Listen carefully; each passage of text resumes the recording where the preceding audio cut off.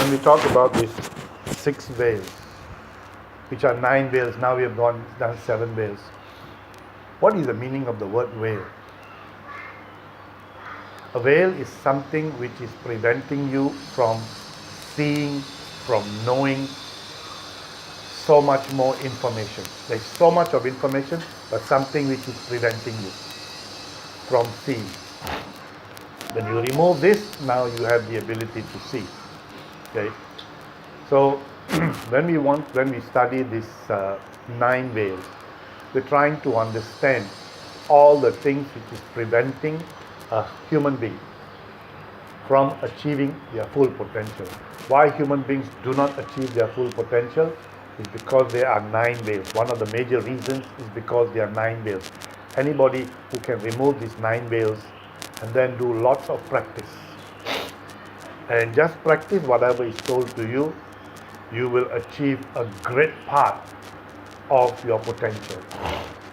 You will be able to achieve so many things. So, these 9 veils. So, we have studied about the first veil.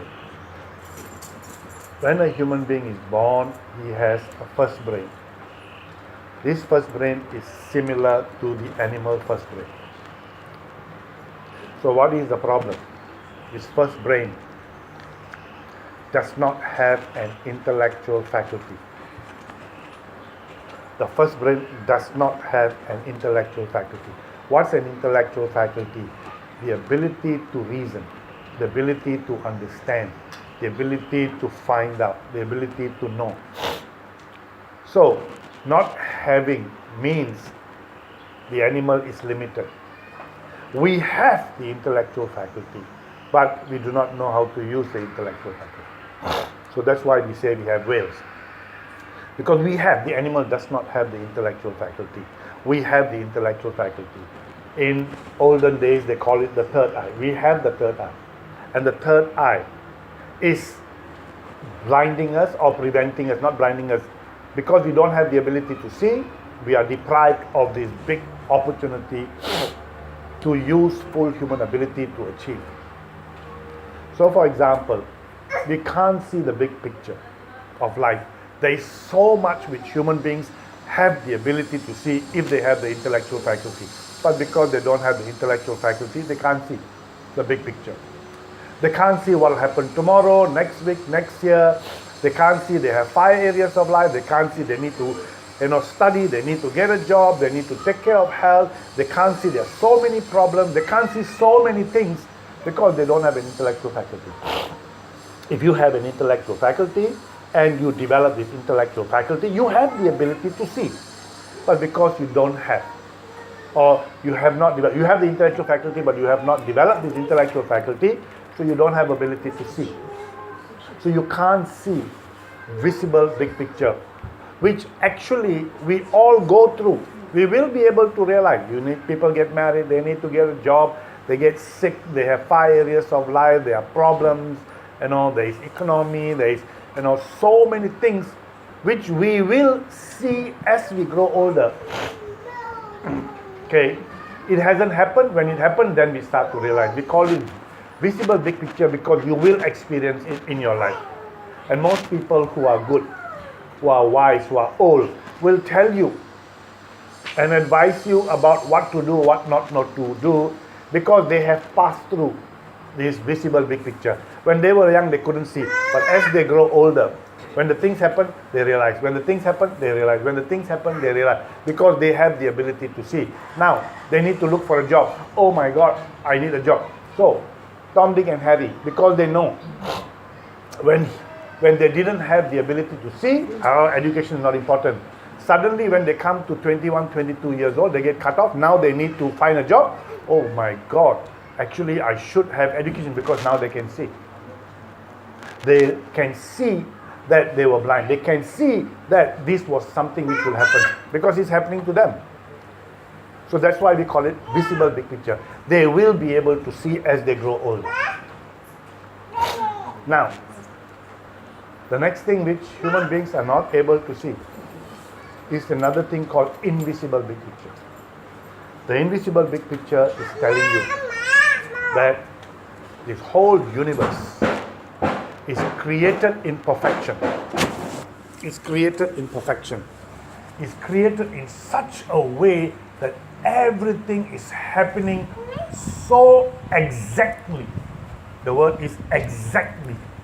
I call the universe, the world of exactness. Everything happens exactly how it's supposed to happen. Exactly the sun rises and sets. Exactly the tree grows. Human beings grow. Everything happens almost exactly, perfectly. There is no chance. There is no things which will go wrong. People will grow old. People will die. These things will happen.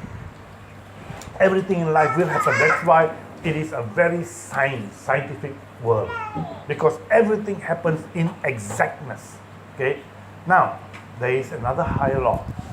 How come the whole world is running in perfect harmony, and everything is happening when there's so much of confusion or so much of injustice and all that, and people are doing all kinds of things?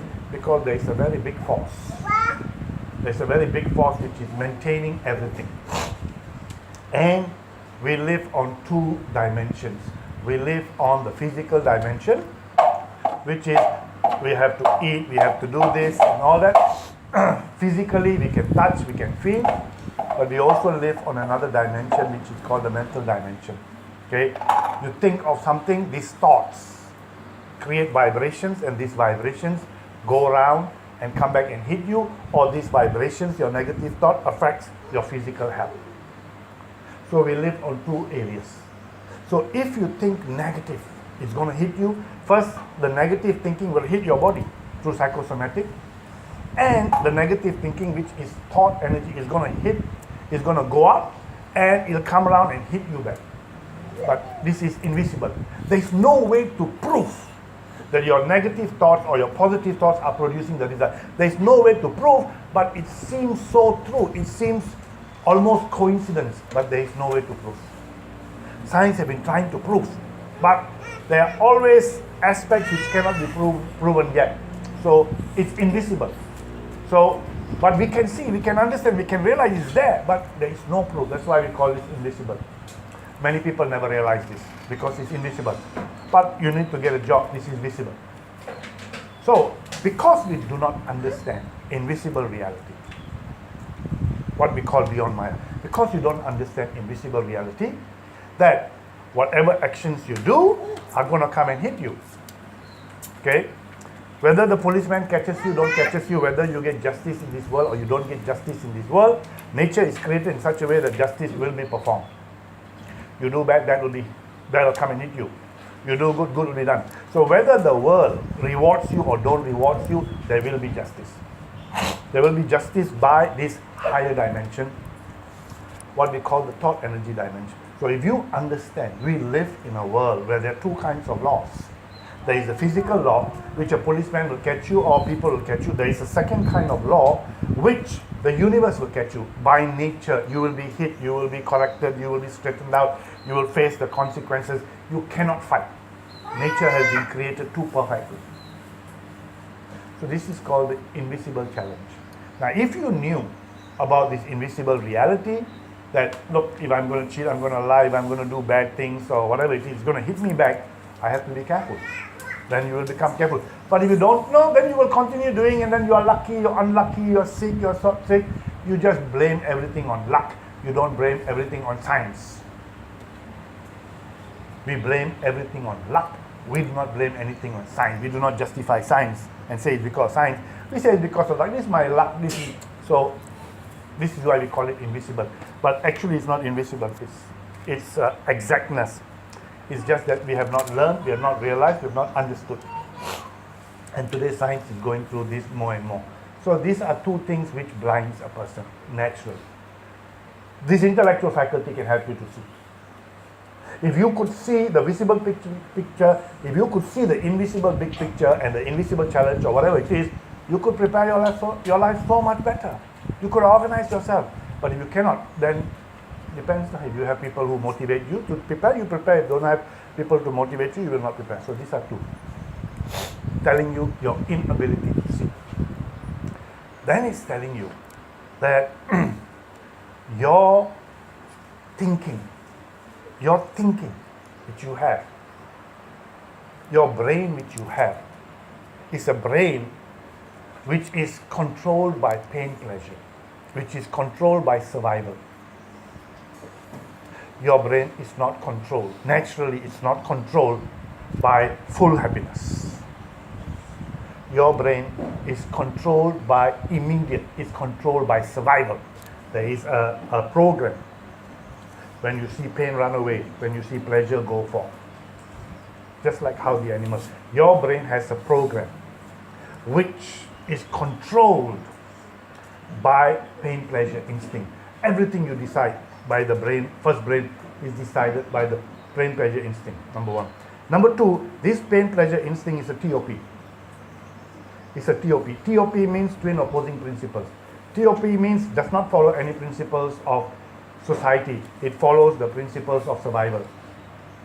If I see a small animal, I will eat because I need to survive. Okay? And if a big animal catches me, I will run because I need to survive. It goes on the law of survival. It does not go on the law of fairness. We come late, we will justify. Other people come late, we will complain because we are double standard people. We are not caring about others, we only care about ourselves. We are very selfish, we are only self. We don't live by fairness. The brain does not live by fairness. The brain lives. The brain mandate, the brain law is to live how to make our survival easy, best of all. So we call it TOP, twin opposing principle. These principles oppose what we call the prey-predator. And it's only concerned with survival. It is not concerned about ethics, it's not concerned about others, it's not concerned about anything else other than concerned about survival. It does not realize to survive in this world, we need to live in society. It does not realize. Naturally, it does not realize unless you explain indoctrinate knowledge. So, this brain is a logical brain, it's not an ethical brain. Ethical means we think about others. Logic means we only think about how to solve the problem. It's very logical. Why did you cheat? Because of this. Why did you do that? Because of this. You didn't know how to think. Thinking means thinking of so many other things. The brain does not think. The brain is an objective brain. Logical brain. It's got a problem, it solves its problem. It's hungry, it looks for food. It needs to go out, it'll bathe. Nobody's around, it sees the food down there, it'll take. It's logical. It is not a thinker. It's not an ethical brain. So it thinks on how to solve problems. It does not think. So for example, this person hit me. The brain is thinking how to hit back. What are the consequences? The brain doesn't care. They just want to hit back. If I can revenge, I can kill, I can do, it'll basically do that. It doesn't care about other things. It's a logical brain. It's not an ethical brain. We need to understand this principle clearly. It does not care about others. It only cares about survival. It's feeling pain, whatever pain, whether social pain or physical pain, whatever pain the brain feels, the brain wants to stop. It has a mandate, it has a law, and the law is stop pain. The brain has to stop the pain. The brain cannot live in pain. As long as the brain lives in pain, the brain will keep on looking, and if it still cannot find the brain will just become unconscious, or the brain will go to sleep. Or the brain will just give up the pain. It will just adapt. Okay? So beyond certain things, the brain will just go to sleep because now, and the next morning you'll try again. So point, the brain is a logical brain. Whoa. Logical brain is a dangerous brain. Why? Because we live in society. Logical brain in the jungle is a great brain. Logical brain in this world is a dangerous brain. It doesn't care about future consequences. It doesn't care about problems. It doesn't care about what happened. It's not interested through. It doesn't care. It doesn't have the ability to think of all of this. It's a very dangerous brain. But it's a great brain if it's in the jungle. For the jungle, it's a perfect brain because it's only thinking about survival, because surviving in the jungle is very, very difficult. So a logical brain is a great brain if you are in the jungle. A logical brain is a very dangerous brain when you live in society because you're only going to think about yourself. This is the nature. So people cheat, people lie, people break the law, people do all of these things, and you ask them, why you do it? Because of this. What we are supposed to do is, whatever actions we do, we are supposed to use the intellectual faculty to consider this action, what are the kind of problems I'm going to face? I will get an immediate effect. I punch you, I will get the immediate effect, or happiness, I punched you. This is immediate effect. But this effect will also have multiple effects. So in Buddhism, it talks about the net, like the fishing net. You shake one place, everything affects. You don't study, this one is going to affect many things. You study, is going to affect many things. So Buddhism talks about this in a net. What it means is every action has multiple effects, but the brain only sees one effect unless trained to see more. If it's not trained to see more, it will not see more. It only sees one effect because it's very logical. It doesn't care about this. So this is dangerous. So the third one is a logical brain. The fourth one is that the brain, for the brain to be able to think, for the brain to be able to reason, it needs to have something which is a basis, pre-conclusion, postulates. Okay, this is a little bit deeper. I will go when I explain the benchmark, but which I will explain the ninth thing of benchmark. I will explain more detail. But for now, the brain, whatever the brain does, okay, if you put into the brain, there is a God, the brain will believe, the brain will not check, will not test. The brain does not have if you do not have an intellectual faculty, whatever is told to you, you will accept as truth. Whatever is told to you, you will accept as truth if it's told to you by an authority which you have fear of. Like your parents, whatever your parents tell you, you will accept as true. Your culture, your thing. Is it true or not true? You don't know and you don't check, because the only way to check is to be able to use your intellectual faculty, which you do not possess now. So whatever somebody tells you, the girls are lower than boys, you will tell you, cheating is good. They will, education is not important. It's good, then, you are born in the village, a fruit cannot fall far away from the tree. You will believe all of this. You are lower than other people. Because the brain doesn't have the ability to reason. So whatever is told to the brain will accept. So you get indoctrination. If you are in an environment which teaches you this, you will follow that. If you are in a different family which teaches you other things, you will follow. The brain does not think, does not have the ability to think yet, which is the reasoning faculty. So it's a brain which is indoctrination. So based on your indoctrinated brain, you will basically decide for you what is life, whether there is a God, no God, your religion is good, not good, whether education is important, not important, what kind of food you can eat, drinking is right or wrong, fighting and cheating and lying and doing, it's all based on indoctrination. It's not based on wisdom. It's not based on checking everything. So you are indoctrinated and you are a child trying to climb the tree, and when you're trying to climb the tree and you fall down, and then you start to say that, I don't have the potential to climb a tree because I'm born on such and such a day or whatever it is. You accept all of this because you don't use your ability to reason what is true, what is not true. Whatever you experience, whatever is told to you, you just accept. When you look at life, everything has got short-term, long-term, and all of this. So, but you are only, because you are limited, you don't have the ability to see the whole world. You're now looking at the limited part of life. Whatever your parents tell you, whatever your culture tells you, whatever your family, whatever your experience, whatever your teacher tells you, okay, it's all accepted because you can't think otherwise. You don't know how to think. You have not learned how to think. This is preventing you from actually knowing what a human being is. So you have this indoctrination aspect of things. Then you have the other aspect, the fifth whale.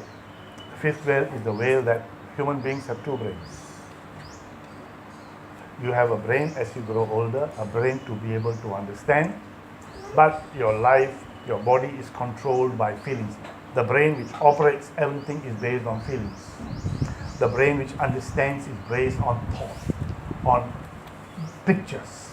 But to be able to act, for your brain to be able to act, the first brain or the subconscious operates on feelings, the second brain operates on thoughts. You have two brains. Whatever you know, until you can transfer this to the first brain by converting the language from thoughts to feelings, the brain will not accept. the second brain cannot accept. The first brain cannot accept. Whatever you know, if you cannot change this knowledge into feelings, the first brain cannot accept, will not accept.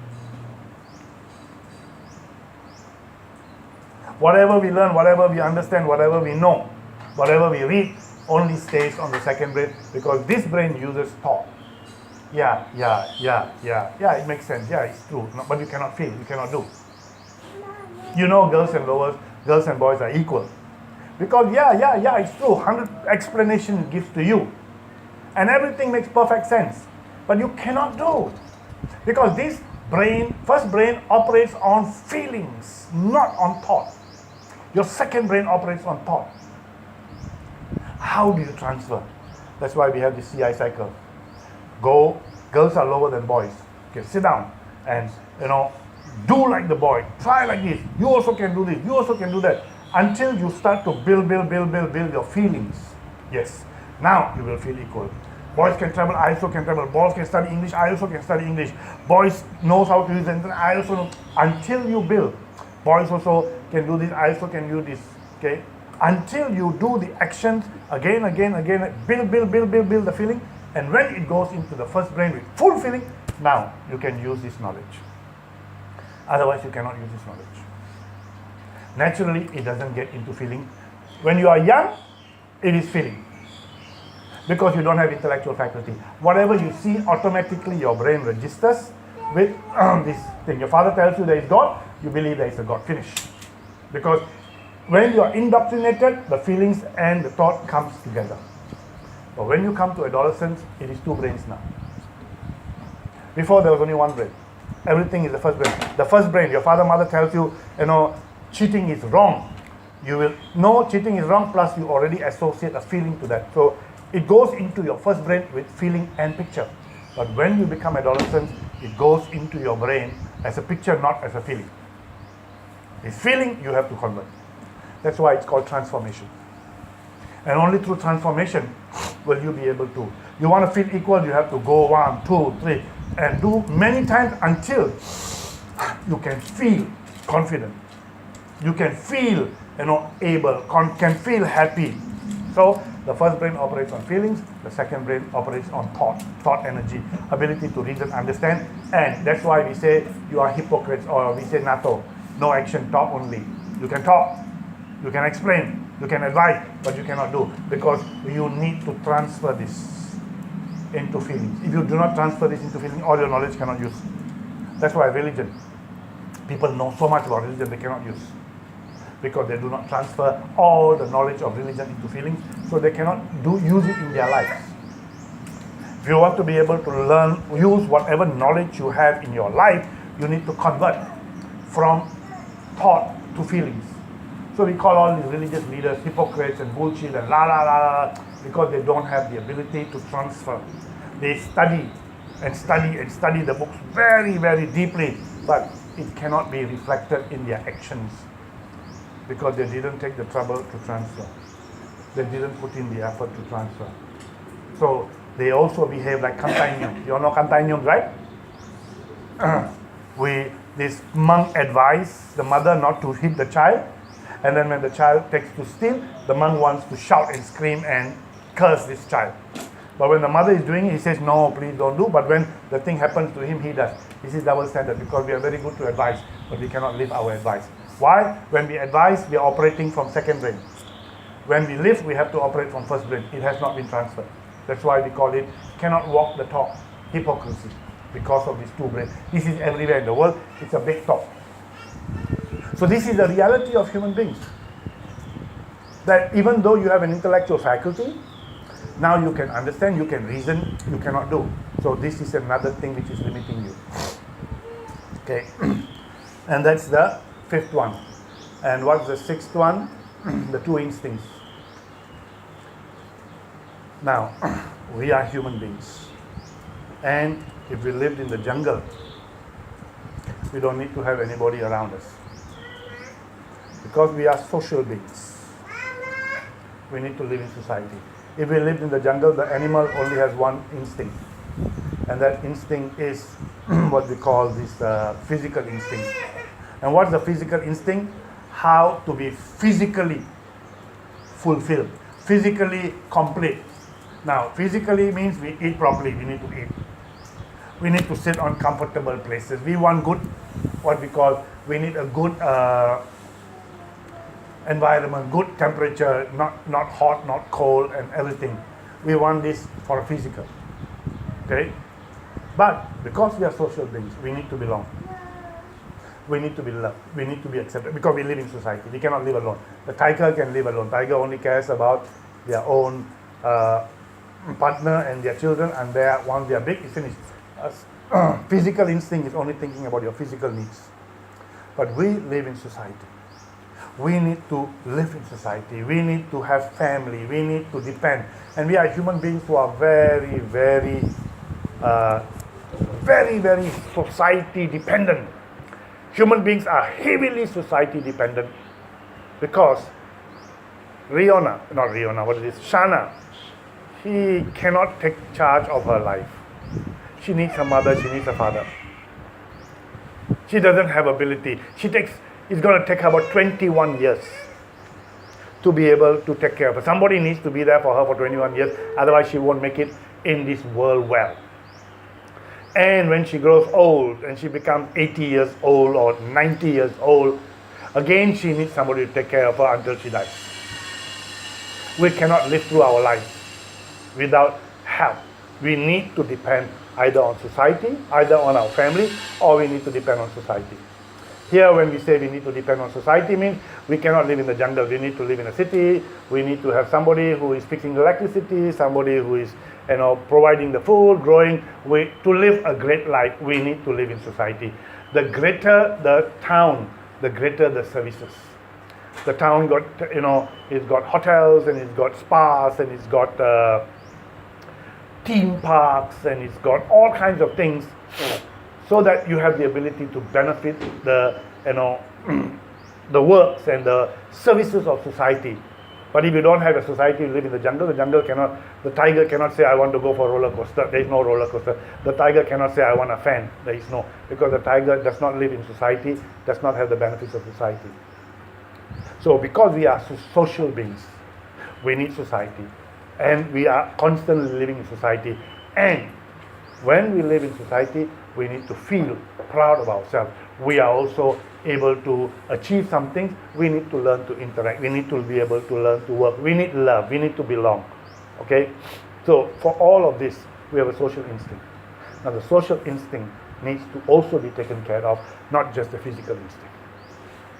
We have another instinct which is called a spiritual instinct, which is for us to move to the next world, but now we are not discussing about that.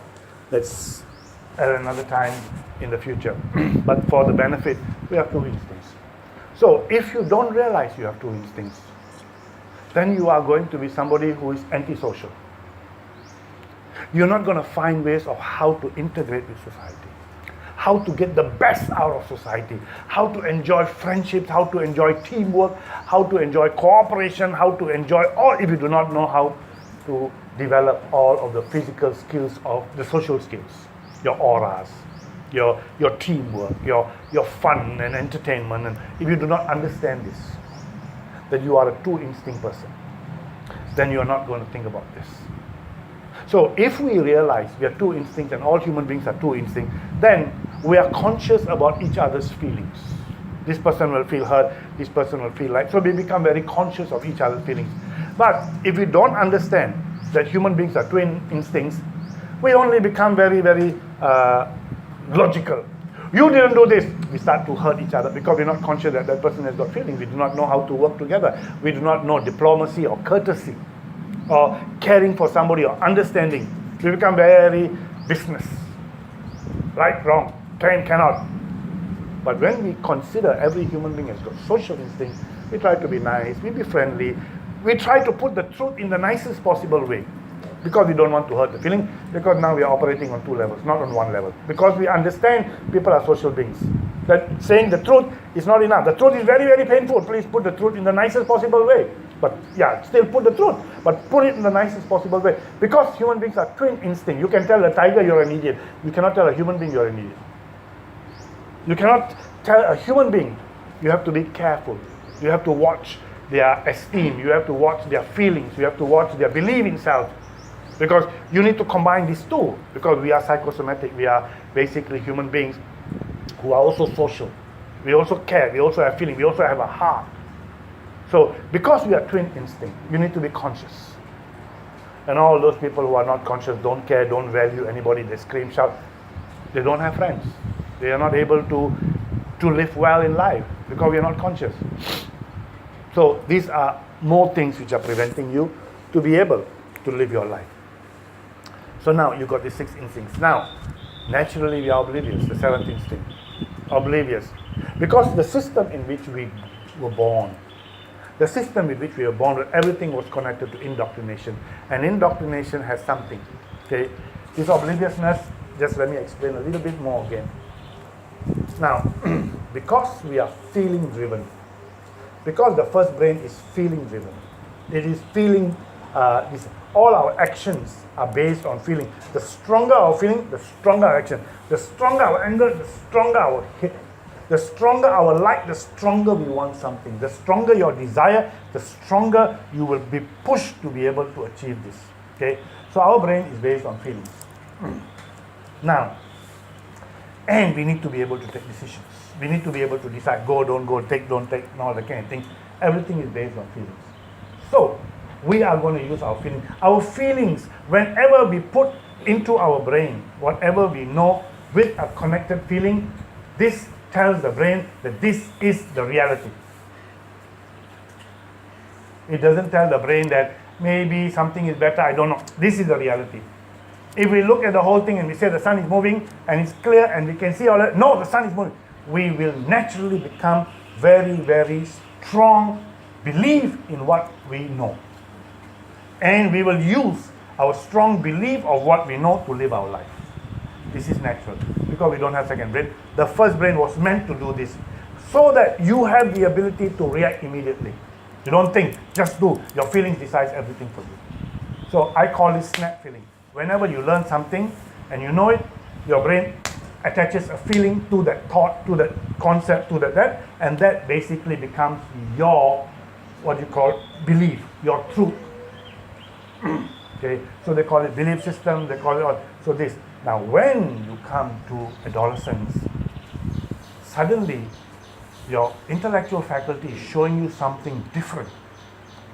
And sometimes different, and all that kind of thing. So much more. Okay? So what begins to happen? You are supposed to see that yeah. But when you were born, and as you are growing up, your brain is controlled by feeling. All this knowledge is not controlled by feeling. Your brain will automatically follow this, not this. You will be oblivious. Even though you know, in a particular situation, you will go back to this first brain because your body, your action goes by feelings. So you'll be oblivious. Until somebody can help you to realize, hey, you are still operating on these feelings which were put into you or which were determined while you were using limited instruments to decide what is right, what is wrong. Today you have intellectual faculty to decide. And with intellectual faculty you can see so much more. Okay? Yeah. Okay. The moment you get this knowledge, you forget, the brain will again go back to that. So now that you know, how do you actually transfer this new concept, this new belief, this new understanding, this new truth? Yeah, girls are not lower than boys. Now that you understand, you have to also train. Having the knowledge is not enough. You also need. So human beings will naturally be oblivious because everything you learn is not translated into feelings. After your intellectual faculty is born, it is not translated into feelings anymore. Before your intellectual faculty, everything is translated into pictures and feelings. But once your intellectual faculty is born or is active, it is not translated into feelings anymore. But your brain is still following the old system. So you will be oblivious. Although you know situation comes, you will not operate. So this is another thing preventing you. You know so much, you realize so much, and yet you don't have ability to carry out. You don't have ability to carry. You know, you don't have the ability to carry out. You're still oblivious. You're still thinking, no, I'm right, because you never realize actually Your intellectual faculty is telling you there could be so much. You like a 5 blind human beings and so many other aspects. You have to sit down and say, whoa, childhood, indoctrination, now intellectual faculty, I need to re-look at life. I have to re-understand everything and then redetermine, take charge of my life and stop depending on my indoctrinations. I need to start using my reason to be able to reorganize life. This is called the obliviousness. Now, there's another thing which is in human beings. Human beings grow up with the system of stop pain, go for pleasure. This is the mandate of the brain. First, stop pain, then go for pleasure. This is law of the brain. First, stop pain. If you are very clear there is no pain, then you can go for pleasure. If you want to try something, check everything properly. If you don't check everything properly until you are fully protected, then advance. Otherwise, don't advance. This is very, very strong in the human being. This is the 8th way. Stop pain before going for pleasure. Do not go for pleasure blindly. Okay? So, what does the brain do? Whenever they want to try something, the moment they see the slightest problem, they give up. Because there is pain. They want to try this, the moment they see the slightest problem, they give up. They try this, cannot, they give up. Small problem, give up. Small problem, give up. Small problem, give up. This is the natural tendency of human beings. Or, when they are so happy and they cannot see the brain, they just jump into it and then regret later. Because they could not see any fear. They couldn't see any pain. They were blinded to think all is well. So either, whenever we want to try something, because of this brain, stop pain before going for pleasure. You want to go, stop. Want to go, stop. Want to go, stop. And then we get burned, we get scolded, we blame the whole world. It's not my fault. There is this problem, that problem. Because we are blaming the reasons why we couldn't achieve what we are supposed to achieve. We blame everything. We don't have that boldness to break through this stop pain first. This pain in front is an illusion. It's not real. It's just a small pain. We need to break through this pain, what we call crossing the threshold. People are you want to sing a song. If I sing, people are going to laugh to me. Okay, I sing. No, I don't. Hello, let them laugh for 1 minute, 2 minutes. After that, you will have no more pain. Just go through this pain for 10 minutes. You're not going to die. You fight this pain. You cross this threshold. For the rest of your life, you will enjoy all the benefits. But because we cannot cross this threshold, our brain gives up, cannot, blame, not my fault, cry, this is our tendency. Failure tendency, blaming tendency, excuses tendency, justification tendency, running away tendency, saying sorry tendency. This is natural in every human being. Because the brain was given to you. Stop pain first before going for pleasure. Only those who break this. Only those who sit down and find a way. Bullshit, others can do it, why I can't do it? They will fight this pain. This pain is a lie. This pain is an illusion. This pain is an imagination. This pain is created by your brain for you to frighten you from going. You look at the roller coaster, you look at it, it's not dangerous, but your brain creates imagination like as though you are going to die. Nothing of that will happen. Explain to you, your brain will not let go. Your brain will create the feelings to make you frightened. Your brain has this natural tendency. Why do our thoughts are controlled by our brain, which is creating all these thoughts so that you will not do something or so that you will do something. Your thoughts are not some random thoughts. Your thoughts are all brain processed, brain created thoughts on what you like, what you don't like. So your brain either frightens you or your brain, you don't like drugs. Or you have been taking drugs. And because you have been taking drugs, and you enjoy drugs so much, and then somebody comes and tells you, drugs are bad, and they show you all the picture. Okay, you start to believe for a while. But the job of your brain is to make you happy. So what is the brain going to do? The brain is going to give you urges, remind you of all the great pleasures you had. It's going to create all these pictures because it wants you to take drugs, because of the job of the brain is to make you happy.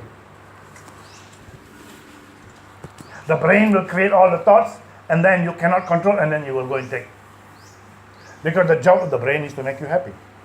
And because the job of the brain is to make you happy, it is going to create these thoughts for you to go back and take the thing, because first brain, second brain is different, right?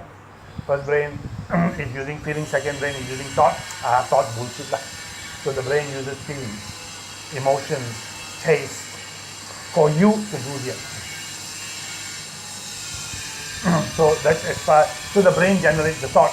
So when you are trying to be smart, no, I'm not frightened, I think I can. Your brain starts building feelings to frighten you, not to make you do it. Can you fight this? Then you take charge of this, you break the mandate. Bullshit, this brain is a childhood brain. This brain was given to me without understanding the whole world. The brain is a limited brain. I cannot trust this brain.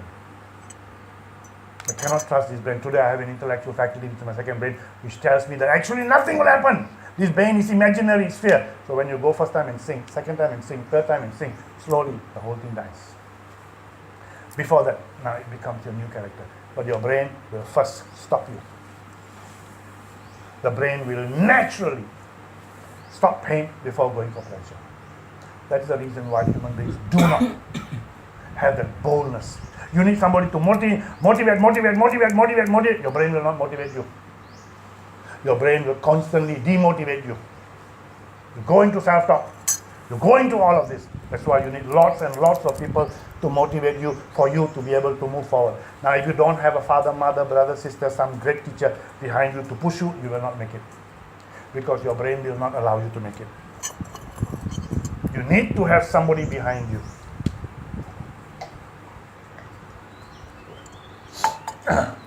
Because this is natural tendency. This is your innate instinct. Stop pain before going to play. This is a mandate of the brain. It will not allow you. It will not allow you to go, to become bold, to be dynamic until you break. Once you break it, go to hell. All this is imaginary nonsense. You will go really wild to swing and take the world, because now your brain cannot stop you. Your brain doesn't hinder you. Your mind is constantly thinking possible. Before the brain is thinking careful. One is careful. So when you play football, one is either defense or one is attack. So if you are a person who is still very natural, you are very defense first, not attack, not looking for possibility. This is nonsense that we can cross, we can find a way. So this is another natural tendency, which is a veil in the minds of people. What gives you that ability to take up initiative, the ability to look for new ideas, new ways. This is not possible. So what happens is, naturally human beings, they just become followers. Whatever somebody tells them, they guide, they do. Nobody tells them anything, they don't do. They don't do anything which is dangerous. Somebody will scold me, somebody will say this, better don't do anything. I don't want pain. So we go into the situation of don't want pain instead of going for pleasure. Now this becomes your character. Stop pain instead of going for pleasure. You go live with whatever. You live in your comfort, easy life, no pain. When there is no pain and then you can get pleasure, you will take. As long as a pleasure comes with pain, you don't want. They say no pain, no gain, right? There is this so-called phrase called no pain, no gain. You don't go through pain, you're not going to get that extra benefit or extra gain. But your brain is not going to let you go to the natural brain will not allow you to do this. It will prevent you from this. This is natural, this is nothing. It is not your mistake, it's not your horoscope, it's not your upbringing, nothing. This is one of the nature of the brain. Everything cannot, excuse, blame, justify. This is natural character. Go and look at their results, nothing. Basic. They do not achieve full human ability because they have been stopped. But look at all the big, tough leaders, now that they are non-frightened people. They will take the challenges. They are not frightened of falling down, pain, nothing. They are, driven by excitement of adventure, and the pain they go through is a pain of ecstasy because they are learning, they are climbing, they are achieving. How do you say this? When somebody exercises because they are too fat. But somebody plays football and really want to win, they don't feel any pain. Even though their legs are running like crazy, they are sweating, they feel no pain because their mind is driven by wanting to produce the results. There is an energy. When your mind is not driven by wanting to produce results, there is no energy. So every small thing is a pain. So the moment your brain switches into break free from this defense mode, break free from stop pain mode, and what you do, and you work and you work and work, because you have this happiness and you have this excitement, you don't feel pain. Because you have crossed the threshold of pain to the pains in your hands. You are not frightened of pain. Okay? So go and look at your life. Are you somebody still stuck in this stop pain, go for pleasure, or are you somebody who's a dreamer, who is a thinker? Most people don't dare to dream. Better don't. I think life is simple. A lot of problem, difficulty, if I don't get and all that. So they don't want to dream. They don't dare to dream. Your parents, in Japan especially, the teachers tell you, please don't dream because chances of you making are not there. So please don't dream. Just be a normal person. Just go to school, come back, finish, get a job, be secure, your life is happy, don't dream. Can you basically dream? Do you have the ability to really push yourself to go? And if you don't have it, it's because your brain has too much of stop pain, too much of carefulness.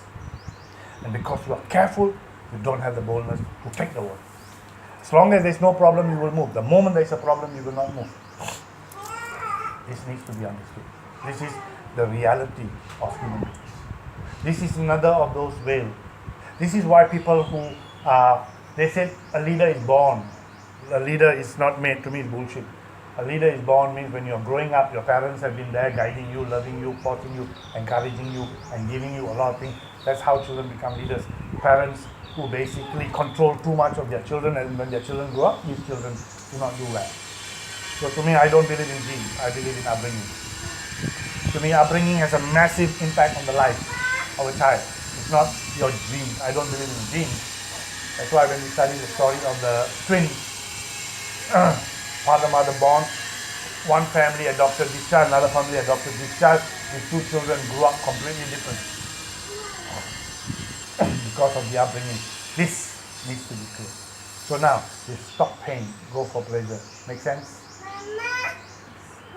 Why people are full of excuses, justification, cannot frighten, feel like followers, self-talk. This is natural brain. You are not doing it, it's just happening and it's running. You have no control of yourself. This just happens inside you. This becomes your character, this becomes your nature because of this principle of the mandate of the brain is stop pain before going for pleasure. Only go for pleasure if there is no pain. Can you fight this? Are you somebody who's going to break this? So this is the eighth veil. Some people call this veil that veil which is proactive. In other words, people can use for this concept is, are you proactive? Or are you a person who just react to the situations of life? Okay? But for me, it is no pain. It is the mandate of the brain, the nature of the brain which is stopping you. Stop pain before going for pleasure. This is actually the reality. Why human beings are like this. So, make sense? Please share, please explain, please comment, please add.